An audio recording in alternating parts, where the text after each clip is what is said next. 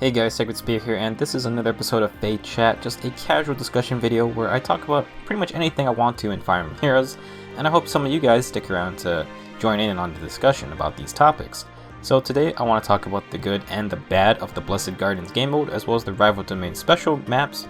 Overall, I have pretty good things to say about them, but of course, there's always a little things you can improve on, and I want to talk about just some of my thoughts about both of those modes. Also want to talk about some theory crafting ideas for Roy and Lilina, especially Roy. I know a lot of people are going to be really hyped up for his upgrade, and that should be coming pretty soon. Actually, real quick, I think we ran into the situation last month where we have a voting gauntlet, 1 day break, and then the next banner is coming out. I'm pretty sure the next update is going to drop after voting gauntlet ends, so that should be in a couple days, and we should get whatever new weapons and refinements are coming out in that update.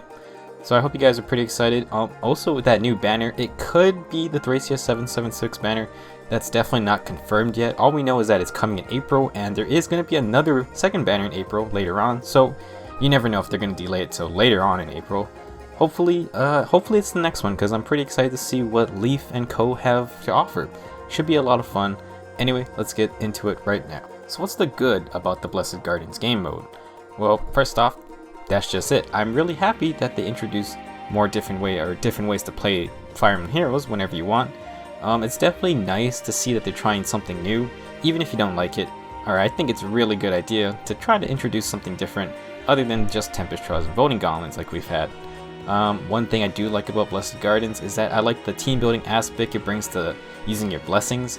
I know a bunch of people probably, are still stuck on the idea of not using all their blessings, and I can definitely understand that because the game initially made it seem like blessings were going to be super rare, but then Blessed Gardens came out, and well, I have like over 10 of some of these blessings for certain ones, and honestly, that's kind of a lot. Like, you don't exactly need to use a blessing on every single unit, just some of your best units you have, and you only need 4 to enter each different garden.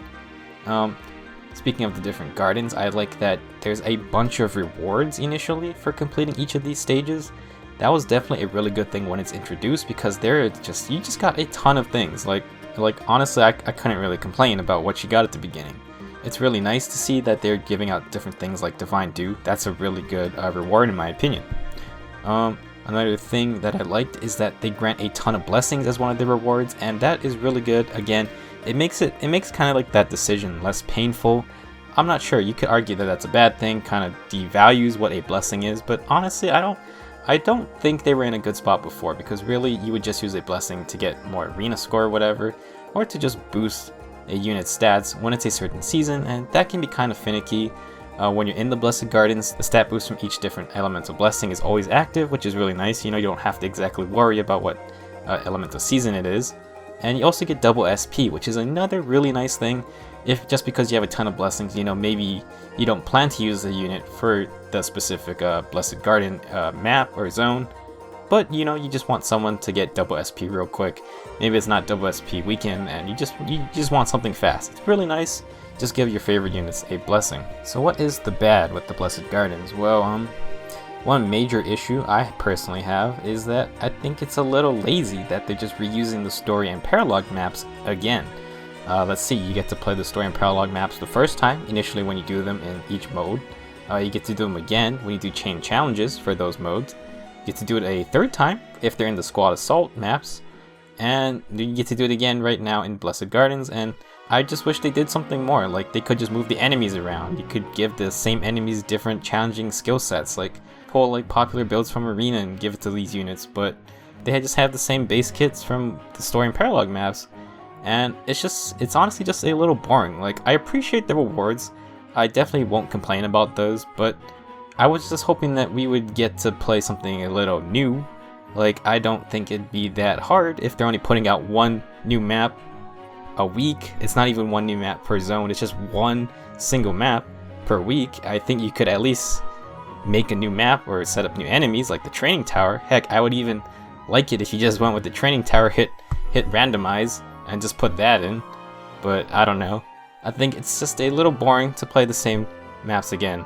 I just wish it was a little different, and hopefully in the future they make some changes to this game mode, because besides the rewards, like, it's gonna get a little boring once this continues for a whole year. I don't know. hopefully there's some kind of plan for the Blessed Gardens later on.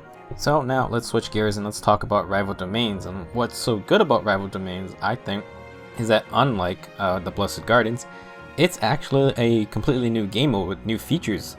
And I really like the very cool bigger map with 8 units on the field at one time. It's a lot of fun. I think it's a really neat idea that they actually did expand the map. I really did not expect this when they talked about it. So if any of you guys play Puzzles and Dragons, I used to play it kind of a long time ago, and I don't really play it at all, really. I definitely don't keep up with the power creep these days, but basically Puzzles and Dragons is a puzzle game. You match 3 or more orbs of the same color, and it has a set board size, kind of like how Heroes has a set map size. Later on, they started introducing different board sizes, ones that were bigger and some that were smaller, and it's the same gameplay. You still matched orbs of the same color, but it had different little rules and stuff that I liked it a lot. And I think Fire Emblem kind of did the same thing here, where it's still the same gameplay, you still have the same skills, combat still works the same, but it's just a bigger map, and it's a lot of fun. It creates a different experience with the same game. Another thing I liked about Rival Domains is that you can use your friends' OP units, and that's a whole lot of fun. Like really, it's definitely a good incentive to send those friend requests out, like after arena matches or voting gauntlet, and you get to use some of these really cool units. Like if you can be friends with some of those people who put like +10 5-stars as their leads, it's a lot of fun. I also like that there's an incentive to use different units, and if you didn't know, there's actually like a little bonus score for rival domains, and if you get kills with certain unit types, like I think this week was armor units, or it's either armor or flying units or something like that, you get extra point every time you get a kill with one of those units, and that's really cool. It changes up your what units you take into the game mode, which I think is a very good idea, and we'll see what they do with that in the future. Another thing is that it's a fun experience with different difficulties for everyone. I really appreciate that there's like a whole bunch of different difficulties. It's not just one set mode that's super hardcore or anything. Definitely a casual friendly mode. That's always good for everybody. I also think that this game mode opens the path to using this bigger board or this bigger map for other areas in Fire Emblem Heroes. I definitely think it's a good experiment. Like it shows that they kind of have the technology at least. To me, like the game doesn't seem to break down or anything, doesn't seem to lag, although I'm not sure how it would work on different or older phones. I could definitely see sizing being a little odd for some certain phones. If you have a small phone, it's definitely a little tiny. The UI for when you're setting up your brigade teams is a little iffy, definitely not super friendly for people with bigger hands maybe. But you know, I appreciate that it's different. It's a cool experience. And I'm looking forward to the future if they do implement this system with different bigger maps. Like, can you imagine you could put this as like a big battle story map in the future? You could have like where you can send out 8 different units. Like, we don't even need the respawning like reinforcement system. Just having 8 units on this bigger map would be really cool. Like, I really enjoy that they tried this out, and it works pretty well in my opinion. At least like the game doesn't break down yet, so that's a good sign. I hope we see it in the future more. So some of the bad or maybe negatives of rival domains, I can agree with the notion that some people think the respawning and teleportation mechanic is a little hectic. You're trying to capture the enemy camp, but then like 4 different units teleport in and take your guys out. It's definitely makes it harder to strategize, if you know what I'm saying. Then there's also the lack of penalties for dying, which sort of goes against everything in Fire Emblem, even the main games. You don't really want your units to die on purpose, but for this specific fort capture game mode, they kind of encourage you to have your units sort of just suicide in there to get either a kill for points or to get that last hit on the camp to capture it. And I don't think the specific game mode, the way it is, I don't think you could make it where you have no deaths. I mean, that also sort of defeats the whole use 20 different units as your reinforcements mechanic. So it's a little iffy. It's kind of a disconnect between the main games and rival domains fort capture game mode. I don't think it's that bad, however. One thing I could argue is that the chaos of the game mode is sort of good and bad. It sort of reminds me of that Advanced Wars feeling. And if you guys have never heard of Advanced Wars or never played Advanced Wars, basically it was another turn-based strategy type game created by Intelligent Systems, the same company who makes Fire Emblem. Except the units on the field are not really individual characters like in Fire Emblem. They're just sort of like generic infantrymen or a generic group of tanks that you send out. And in Advanced Wars, you can build more units and send them out over and over again. So this game mode, or this Rival Domains game mode, sort of just gives me that feeling where sometimes it's less about strategy and more about just brute force. I mean, obviously there is I do definitely like certain maps where it's like, okay, I want to send out cavalry at the beginning, or maybe I want to send out flyers at the beginning, and I think I really like that part. It's a little nice, but then later on, eventually, it sort of just devolves into a slugfest where you just throw your best unit possible out there with the best stats, and I don't know. Like, I think it's a good step. I think overall, Rival Domains is a good step for the game. It's a very nice, like, confirmation that this bigger map doesn't seem to break the game. Like, I don't really experience slowdowns or anything, and for future game modes or future story maps, I would love to see them incorporate the Rival Domains bigger map. Like, heck, even for Blessed Gardens, throw in a huge map for that. I would be a lot of fun, like something different. I think it would be cool, like sort of like how there's reinforcement maps. You could just have a bigger map with 8 enemies maybe. I think that'd be really fun. I really hope it doesn't go away. Some overall good things I have to say about both of these game modes is that I like how they add new content weekly, which is very nice. I mean, it's not a ton of rewards. It's not like the greatest thing ever, but I mean, even if it's just one day or one play session that you can use to complete these maps, I think it's a good thing for Fire Emblem Heroes, because if you're playing in early January around there was definitely a content drought where there was just absolutely nothing to do, and I think for year 2, for the most part, there's been a lot of things going on, even if it's some things like reruns of Bound Hero battles. At least for new players even, that's just something new to do. There's a ton of quests they've been introducing. Like, even though we don't have some major new grindy game mode, I think it's nice that they are trying to include just more things to do for the casual player, and that's a good thing overall. Alright, so now I just wanted to share some of my theory crafting ideas I've had for Roy and Lilina. The main reason for this is because I actually have some pretty good natures for both of them. I have a 4-star Roy. I actually have 2 4-star Roys. One is a plus attack minus HP, and one is plus speed and minus HP. You know, I'm not entirely sure what I'm going to go with yet. I'm definitely thinking of 5-starring him if the Binding Blade upgrade is really good. Also, for Lilina, I have a plus attack and minus res, which isn't the greatest thing ever, but plus attack is the main attribute that I really want, because Lilina ties for the highest attack for red mages, and I believe her and Sanaki have the highest attack of all mages actually at 37, which is just insane. My 4-star Lilina at level 40 has like 38 base attack, which is absolutely nuts. So let's talk about Lilina first, because she's getting a completely new weapon in FORBLAZE, which I don't exactly remember if it has the same effect in Fire Emblem 7, which I have played. I never played Roy's game, but from my research, or what I googled, essentially FORBLAZE had an effectiveness against Manikees, or dragons, and I think it has a really good shot at getting that effect in this game. We have the 2 Naga tomes already, and you know, we have a whole bunch of falchions.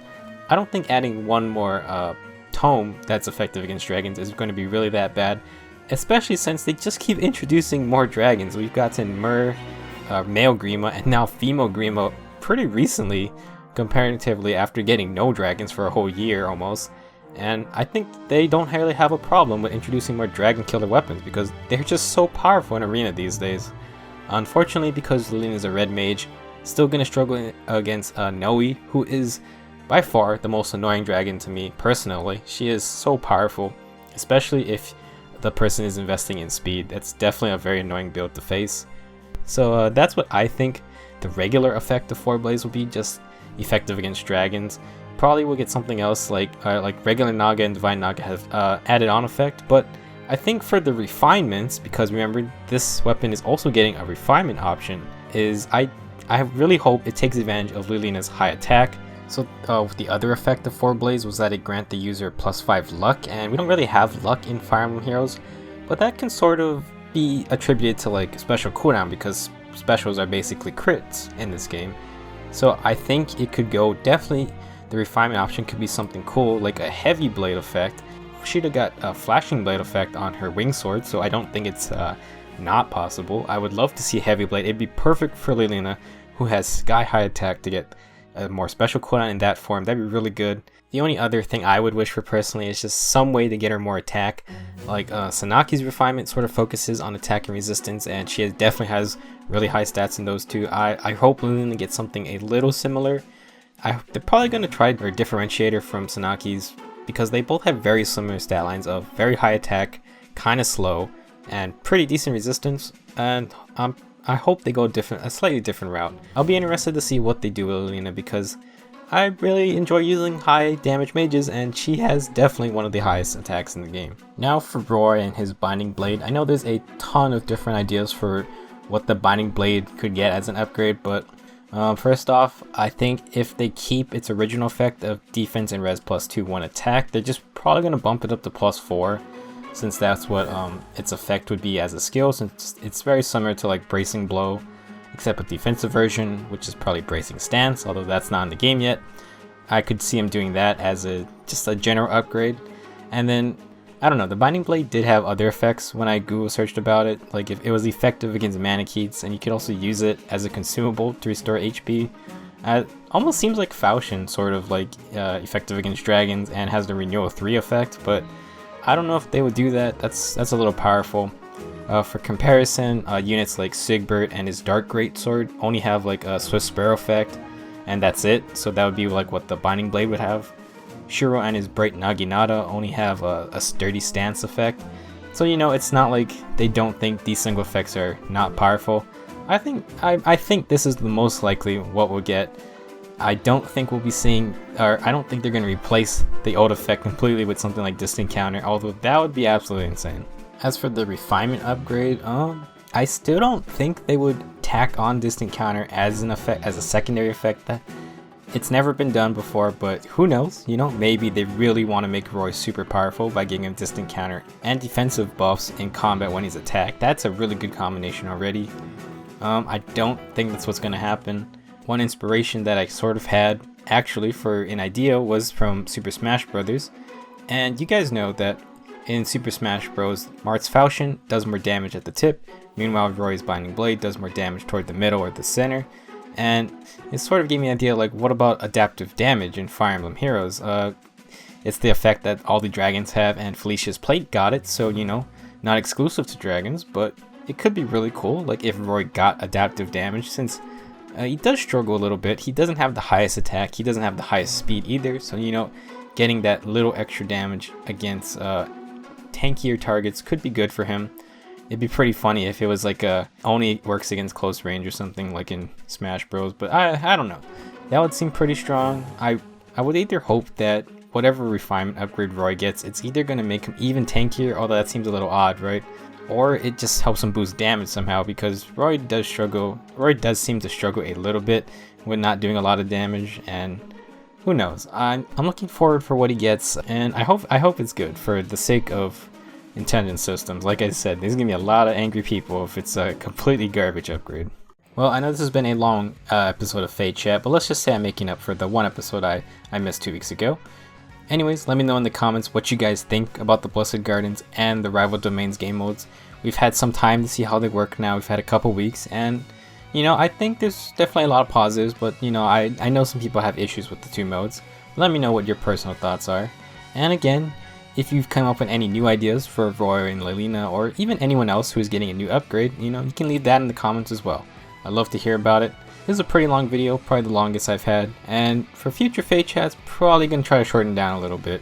But I had a lot on my mind that I want to talk about, so hopefully you guys enjoyed this video. That's it for now. I'll see you in the next one.